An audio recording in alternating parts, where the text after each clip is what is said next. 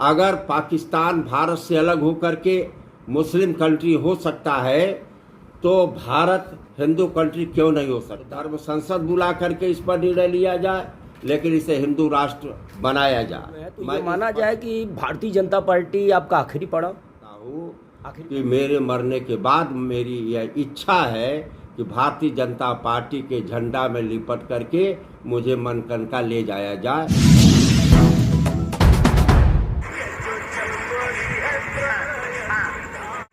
तुम मेरा साथ दो, हम तुम्हें हिंदू राष्ट्र देंगे। जी हाँ, आपने बिल्कुल सही सुना। बागेश्वर धाम सरकार के पंडित धीरेन्द्र के शास्त्री ने कहा था तुम मेरा साथ दो, हम तुम्हें हिंदू राष्ट्र देंगे। आज की तारीख में भदोही जिले के इकलौते भाजपा विधायक दीनानाथ भास्कर ने भदोही से हिंदू राष्ट्र की आवाज बुलंद कर पंडित धीरेन्द्र के शास्त्री का सही और सच्चे मायने में साथ दिया है। विधानसभा में अनुसूचित जाति, जनजाति और विमुक्त जातियों की समिति के सभापति बनाए गए विधायक दीनानाथ भास्कर ने एक बड़ी बात भी कह दी। उन्होंने कहा कि उनकी अंतिम इच्छा यही है कि उनके मरने के बाद उन्हें भाजपा के झंडे में लपेट कर ही मरकड़िया घाट ले जाया जाए। आखिर ऐसा क्यों? कौन से वो कारण रहे कि विधायक को यह कहना पड़ा? नमस्कार, इस समय हम मौजूद हैं कालीन नगरी भदोही में। और कालीन नगरी भदोही में हमारे साथ मौजूद है पूर्व मंत्री और भारतीय जनता पार्टी के विधायक दीनानाथ भास्कर। आज हम बात करेंगे जनपद समेत राष्ट्र से संबंधित तमाम मसलों पे, चाहे वो हिंदुत्व की बात हो, पंचायत चुनाव हो, या फिर समाजवादी पार्टी और बहुजन समाज पार्टी के न्यू की। आपको बता दें कि दीनानाथ भास्कर वही हैं जो बसपा की अगर स्थापना हुई थी तो उसके संस्थापक सदस्यों में रहे हैं।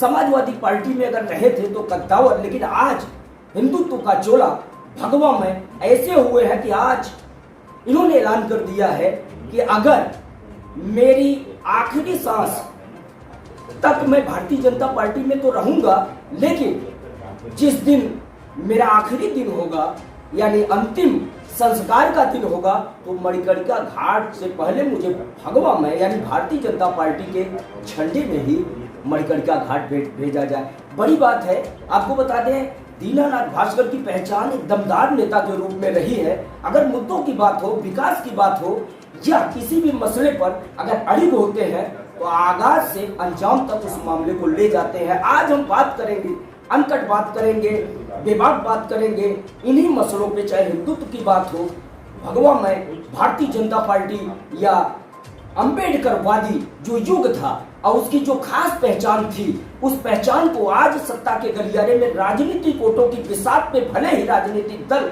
इस्तेमाल कर रहे हो, लेकिन जिस सोच के साथ उस समय बहुजन समाज पार्टी की स्थापना हुई थी, मान्यवर कांशीराम ने उसकी स्थापना की थी, उसे एक मुकाम देने के बाद आज भारतीय जनता पार्टी में एक प्रदेश के दलित चेहरे के रूप में, दलित नेता के रूप में जो पहचान रही है वो तो रही ही है, लेकिन आज से इनकी एक नई पहचान बनी है हिंदुत्ववादी नेता के रूप में।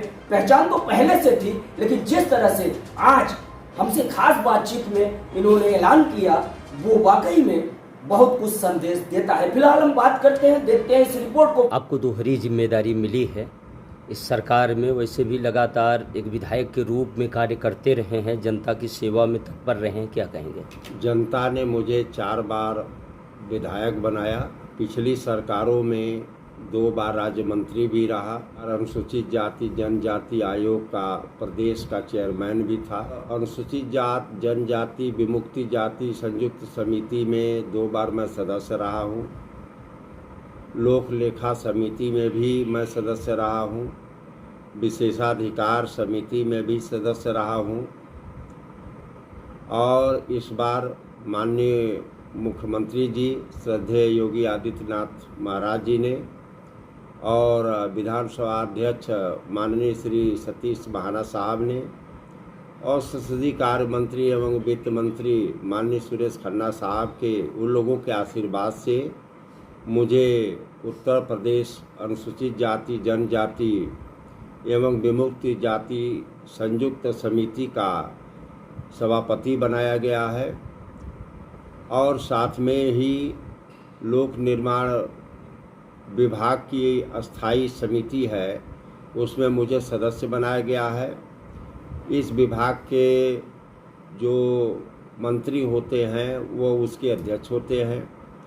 तो लोक निर्माण विभाग माननीय मुख्यमंत्री जी के पास है, इसलिए वो हम लोगों के अध्यक्ष हैं। आभार प्रकट करता हूँ कि उन्होंने जो जिम्मेवारी मुझे दिया है उस पर मैं खरा उतरने का भरपूर प्रयास करूँगा। कल आपके संबोधन के दौरान ये बात आई थी कि बाहरी का मसला विषय था जिसमें आप बोल रहे थे, तो क्या मामला था? जो लोग बाहरी भीतरी की बात करते हैं उस पर मैंने बोला कि चंदौली, भदोही, बनारस तो एक ही था, तो एक ही जिला था, तो काशी के नाम से जाना जाता था। अब विभिन्न सरकारें अपने अपने समयों में इसको अलग अलग जिला बना दिया।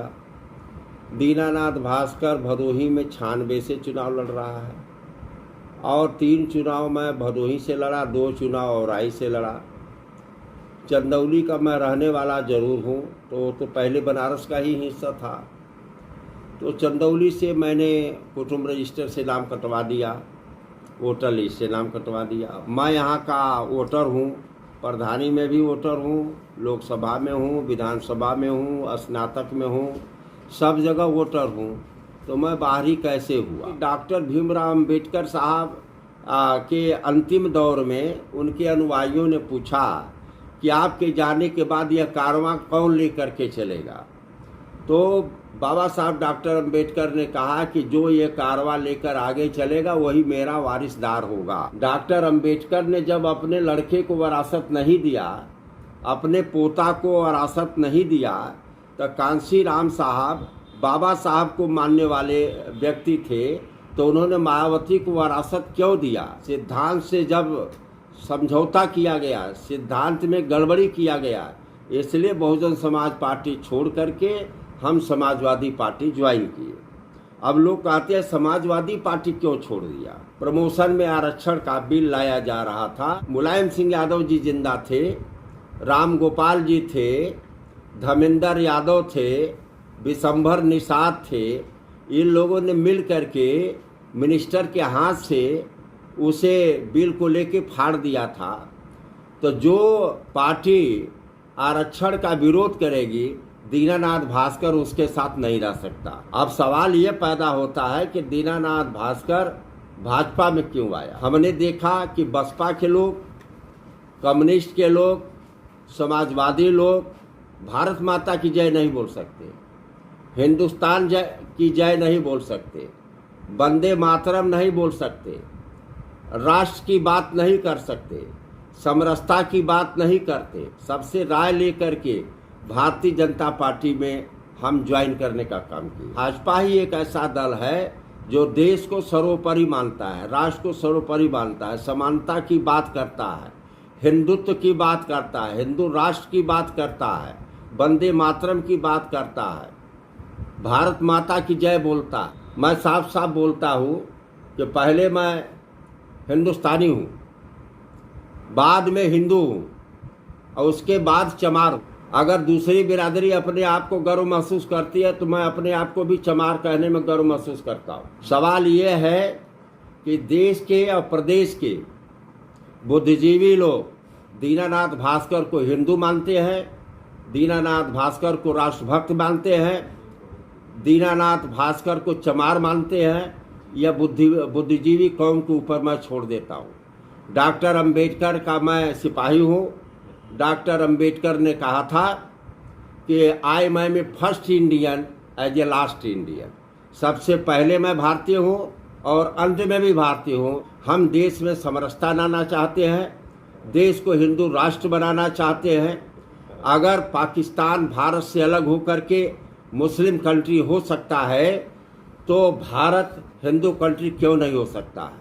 इसके लिए जो भी कानून लाना चाहिए, देश में कानून लाने की ज़रूरत है तो कानून लाए, और धर्म संसद की ज़रूरत है तो धर्म संसद बुला करके इस पर निर्णय लिया जाए, लेकिन इसे हिंदू राष्ट्र बनाया जाए। आप भगवामय हैं, हिंदुत्व में रमे हुए हैं, तो ये माना जाए कि भारतीय जनता पार्टी आपका आखिरी पड़ाव? आज से 5 साल पहले ये मैंने कहा था कि भाजपा मुझे टिकट दे अथवा न दे, मुझे योग्य माने या न माने, हमें जहाँ रखेगी मैं वहाँ रहने के लिए तैयार हूँ। जो हिंदू राष्ट्र की बात नहीं करता है, हिंदुस्तान की बात नहीं करता है, वंदे मातरम की बात नहीं करता है, और जो है हिंदुस्तान कंट्री बनाने की बात नहीं करता है, वह सारे लोग, कोई सपा में लाइन लगाया हुआ है, कोई बसपा में लाइन लगाया हुआ है, कोई अपना दल में लाइन लगाया हुआ है, कोई निषाद पार्टी में लाइन लगाया हुआ है।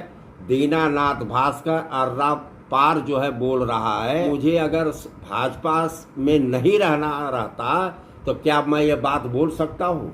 मुझे मुस्लिम वोट की ज़रूरत नहीं है, मुझे हिंदू वोट चाहिए।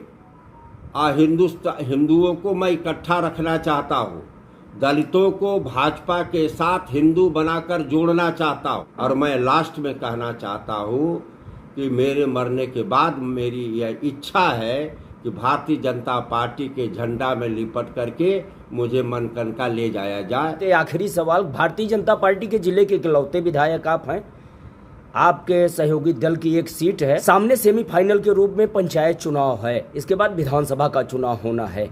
किस तरह की योजना, किस तरह की रणनीति आगामी समय में रहेगी? के लिए जो दिशा निर्देशन पार्टी की तरफ से, प्रदेश के तरफ से, काशी क्षेत्र के तरफ से आएगा, उसका अच्छा सा पालन किया जाएगा।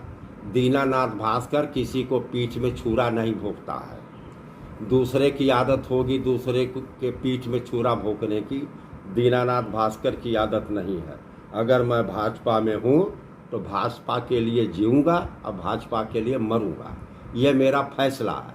और साथ साथ आने वाला विधानसभा के चुनाव में भारतीय जनता पार्टी पुनः सत्ता में आएगी, और 2027 में ही नहीं आएगी, ये 2047 तक भारतीय जनता पार्टी सरकार में रहेगी। अखिलेश या जो है राहुल जी, दोनों लोग मिल के चुनाव लड़े, वो बाल बाका भी नहीं कर सकते हैं।